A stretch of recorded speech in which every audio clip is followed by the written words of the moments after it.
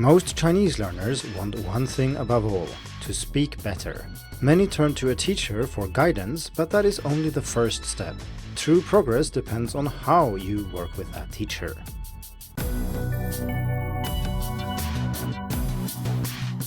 Hello and welcome to the Hacking Chinese podcast. In this week's episode, we are going to talk about talking, or more specifically, we're going to talk about speaking ability and how you can improve it with the help of a teacher. We're going to talk about things that you and your teacher should do, but we're also going to talk about things to avoid. As mentioned in the introduction, having a teacher who helps you along the way doesn't necessarily mean that you learn much. It's all about what you do. And so that's what we're going to talk about in this episode. This is part of a series of articles and podcast episodes on Hacking Chinese about how to get the most out of tutors and teachers. Before we start talking about improving speaking ability in particular, there are a few things in general I want to say about learning Chinese with a teacher or tutor. These points have already been explored and discussed in their own articles and episodes, so here I will merely summarize them, and I will also leave links in the show notes if you want to learn more. In part 1 of this series, How to Get the Most Out of Your Tutoring Sessions, we looked at the student side of the equation. The main point here is that you should still be in charge even if you have hired a teacher to help you, and you need to also be clear about what your goals are, why you're hiring this teacher, so you can follow up and communicate this with your teacher so they have a chance to help you appropriately. It's also essential to prepare before sessions so you get more out of them and can do things you can truly only do with a teacher. Progress with a teacher doesn't come from them being awesome and helping you, it also comes from you being active, curious, reflective, and not just by showing up.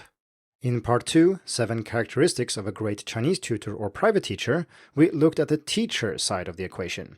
The goal in this part was to figure out what a good teacher is, what characteristics they have, and how you can identify if a teacher is good for you or not. Unless you've had a lot of teachers and know exactly what you want and how you want it, this is surprisingly difficult. And in this article then I describe 7 characteristics that you should be on the lookout for.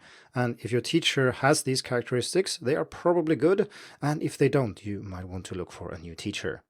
In part 3, How to Find the Perfect Mandarin Tutor for You, a complete guide, we looked at more practical aspects of finding a tutor, such as where do you find them, should you go online or offline, if it's online, what platforms should you use, if it's offline, where can you find Chinese teachers, and so on. If you want to tune in to the relevant podcast episodes, they were episode 254, 255, and 258.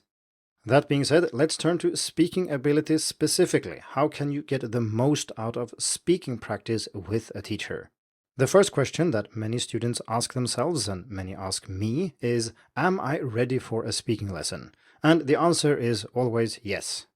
A skilled teacher can hold a conversation with a complete beginner who knows no Chinese at all and still stay largely in Chinese, and you will learn a lot.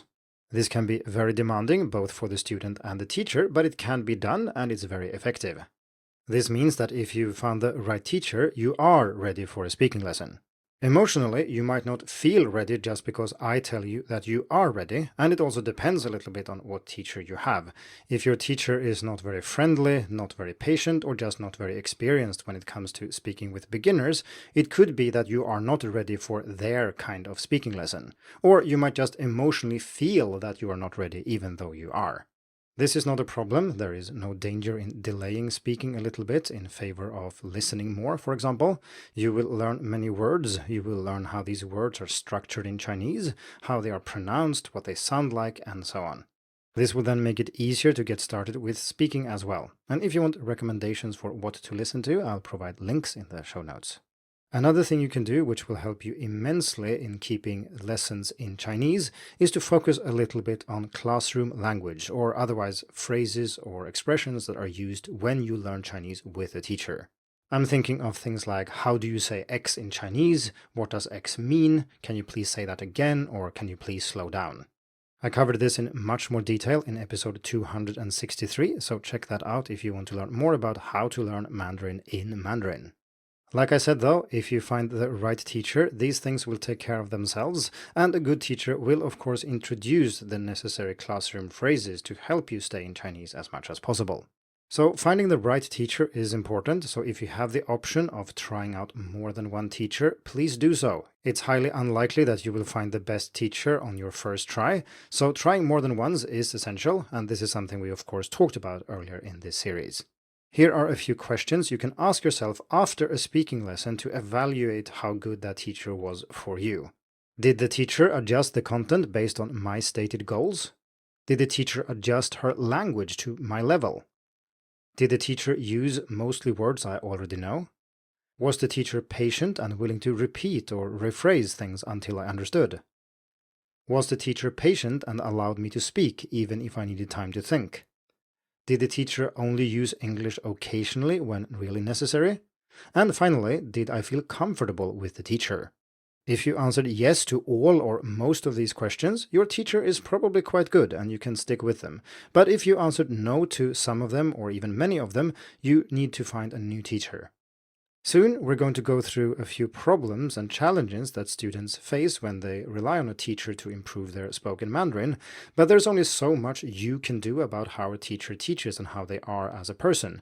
So the best thing to do is to start with a good teacher and then find the best way you two can work together. It's not to find a bad teacher and then hope that you can turn them into an awesome teacher by following the advice I have to offer in this episode.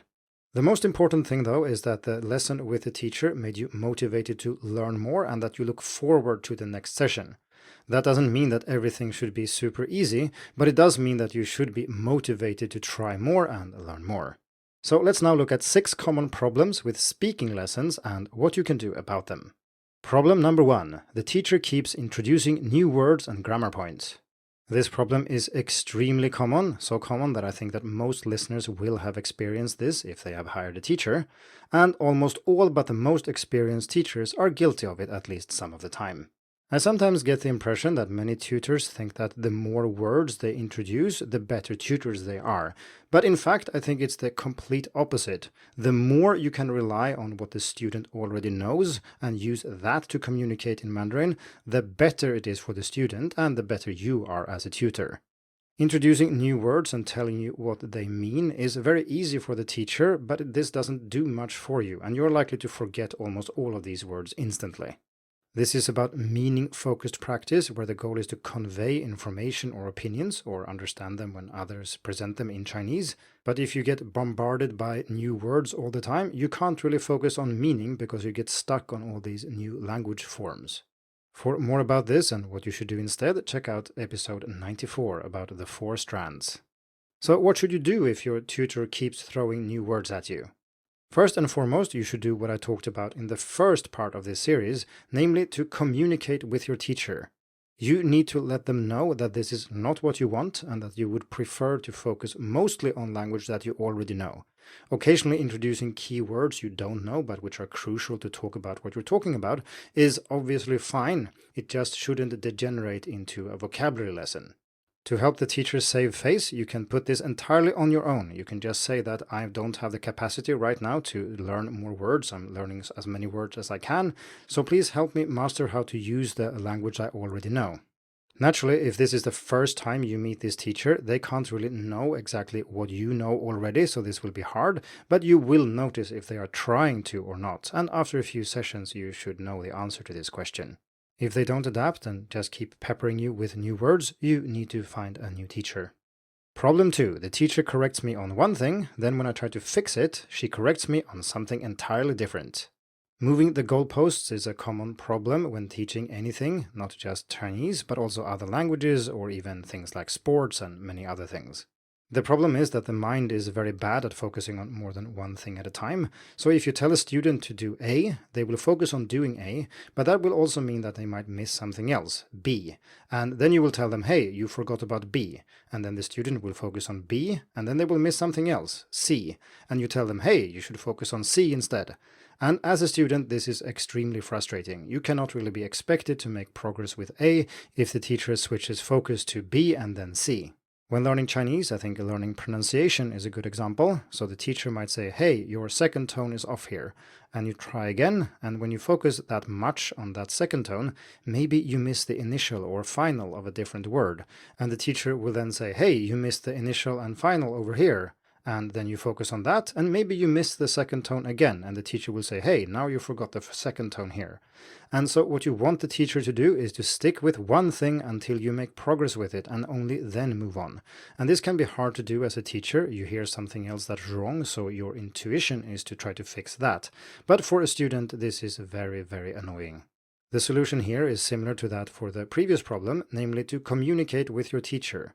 You need to let them know that you can't skip around between 3 different issues and hope to make progress with all of them at the same time.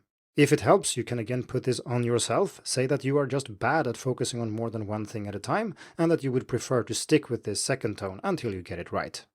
How well this works depends a little bit on the personality of your tutor.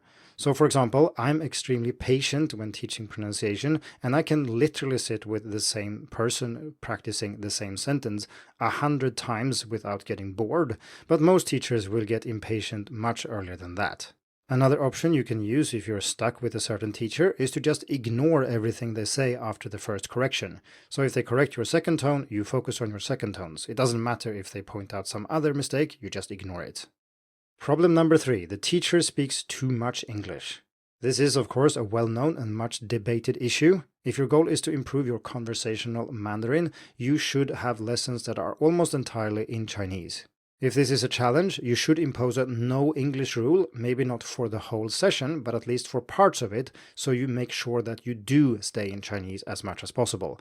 And of course, this is true for your teacher as well as you as a student. There are many reasons why teachers use English. It's because they want the students to understand, but then they don't realize that understanding through English is not the point here. The point is to learn to understand and use Chinese, and then you need to use Chinese. It could also be because they are impatient to get somewhere specific, and then using English to explain something is just much faster than doing the same thing in Chinese. Or they just put too much emphasis on explanations in the first place. Maybe you don't need to explain something, you can just talk about it in Chinese and be done with it. Another reason some teachers like using English is because they've spent many years learning the language, and staying only in Chinese then, and not using all these fancy explanations that they've learned, feels a little bit like a waste. But it isn't, of course. There might be situations where you need an explanation in English, but this should be a rare occurrence in your lessons. It should definitely not be the default. So how much English is too much then? Well, that's a little bit hard to say. It depends on what you are practicing, but in general I think 95% is a good target. So what do you do if your teacher speaks too much English? Well, as before, you need to communicate with your teacher. You need to let them know that you would prefer to speak more Chinese. You can also do your bit and practice the classroom phrases and make sure you can say things in Chinese instead of having to rely on English. As mentioned earlier, you can also impose a no English rule just to make sure that you do speak Chinese and that your teacher speaks Chinese as well. And if this feels a little bit unsafe or scary, you can always impose it for just a part of the lesson. So say the first 10 minutes or first 20 minutes. And then after that, you're a little bit more relaxed, and maybe you can go back and use English to talk about some of the challenges that you faced during the first part, which was entirely in Chinese. Over time, you can then expand this Chinese-only part of the lesson, and you can relax the rules a little bit. I want to note that the difficulty of using Chinese only depends highly on what your lessons contain.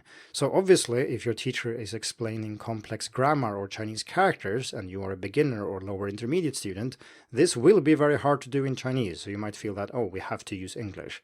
But the solution here is not to use English, it's to switch the topic to something you can talk about in Chinese.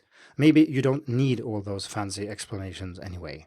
Problem number 4. The teacher speaks too much in general. The previous problem was about the teacher speaking too much in English, but sometimes I hear from students who say that their teacher is speaking too much and they are speaking in Chinese. What they mean here is that they've hired them to practice speaking, so how can you practice speaking then if your teacher talks all the time and doesn't leave enough room for you? It could be argued that it's good that your teacher speaks a lot of Chinese because you can model your language on what they say and you get a lot of comprehensible input. This will in the long run also improve your speaking ability, so your teacher speaking Chinese too much, as it were, is much less of a problem than any of the other problems we're talking about here, and there are many teachers and researchers who would say that this isn't a problem at all. Still, being able to speak Chinese fluently requires you to be good at using communicative strategies and things like that, and those you won't really develop simply by listening. You also need to speak yourself. So the goal here is to find some kind of balance. I don't think the teacher should speak 90% of the time, but I also don't think that you should speak 90% of the time. If that's the case, you might as well speak to yourself. You don't need a teacher to do that. So what's the solution here, assuming that you think it is a problem? Again, this is something you should bring up with your teacher. Maybe they have a very clear reason for speaking as much as they do, and this is something you can then learn about and understand, and then you can discuss with them what would work best for you. Maybe that involves you speaking a little bit more or redesigning the lessons a bit. But the point is that if you don't talk about it, they are not going to change. Moving on to problem number 5. The speaking lesson is just like any other lesson. This is an issue I've encountered in both formal education and with private tutors. In formal education, for example, it might say conversation lesson or speaking lesson on the schedule, but it turns out that it's actually almost the same as the kind of normal lessons or the listening lessons or whatever, because they are all about going through texts, learning words and grammar and so on. If your goal is to improve your speaking ability, I think that this is a waste of time. To be honest, I think this traditional approach is largely a waste of time in general, but it's specifically a waste of time if you want to get the most out of a speaking session with a tutor. I've even switched language schools once because of this issue. So what to do if you run into this problem? Well, I just said that I switched language schools because of it, and that's because this is a serious problem.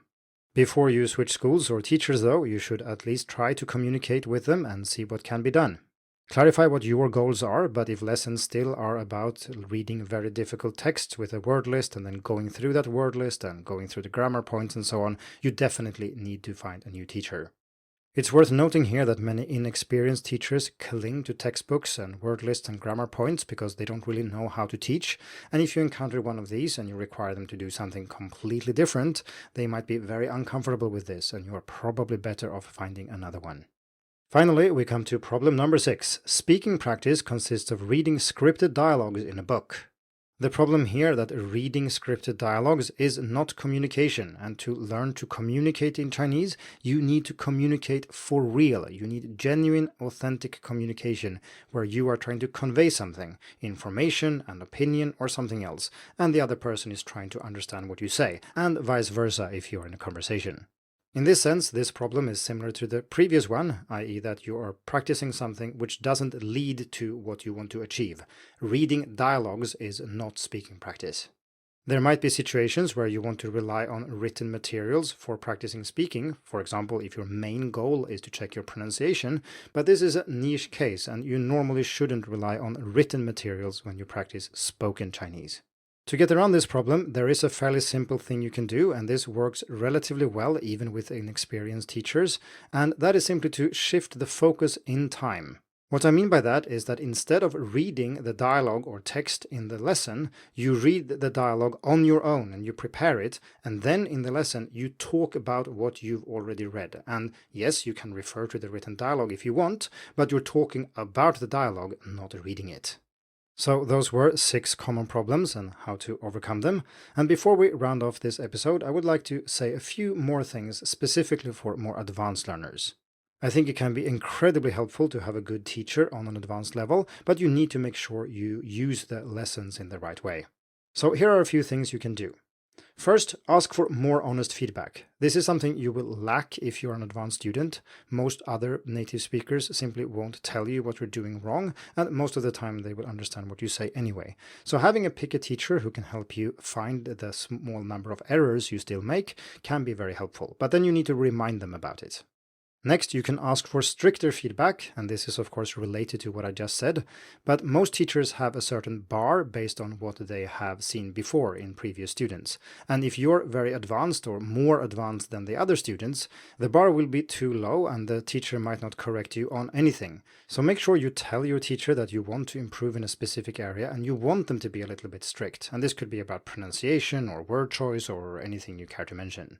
Next, once your Chinese is good enough to talk about your Chinese in Chinese, you can start exploring various alternative paths for things that you want to say. You are no longer content with just being able to say something and get your meaning across, but you want to find the best way or the most suitable way of doing so in a given context. And then stopping in the middle of a conversation, for example, or after a presentation you've had, and discuss how you could have said that more appropriately or with more effect or more convincingly or something else can be very helpful. Next, teachers can be great for exploring new topics, so you might read about something and then talk about it in class. And this is a golden opportunity to let the teacher help you ease into this new topic that you are interested in. Finally, at an advanced level, it might be a good thing to sort out nuances between words that you've been using interchangeably, which might not be interchangeable for native speakers. Or there might be certain nuances in how these words are received, what they convey, and so on. This is not time well spent as a beginner or intermediate learner, but the more advanced you get, the more important it is that you actually know the difference between some of these words. Because if you use them incorrectly, you might convey the wrong kind of emotion, or people might mistake the intentions behind what you say. To conclude this episode, I think teachers can be awesome for improving speaking ability at all levels. I've learned a ton of Chinese from teachers I've had over the years, and I think speaking ability is probably one of the best applications of a private tutor. A good teacher can make you feel comfortable, but also challenge you to leave your comfort zone when appropriate, and they can give you the support to handle Chinese on a slightly higher level than you are used to, without making you feel bad about it. This requires the teacher to be experienced and competent, or it requires them to listen to what you have to say so they can adapt. Either way, I hope you found this discussion helpful and or useful, and if you have your own experience with learning to speak Mandarin with a tutor, please head over to Hacking Chinese and leave a comment. Thank you for tuning in to the Hacking Chinese podcast. If you like this episode, please share it. More information and inspiration about learning and teaching Chinese can be found at hackingchinese.com. See you in the next episode, and until then, good luck with your studies.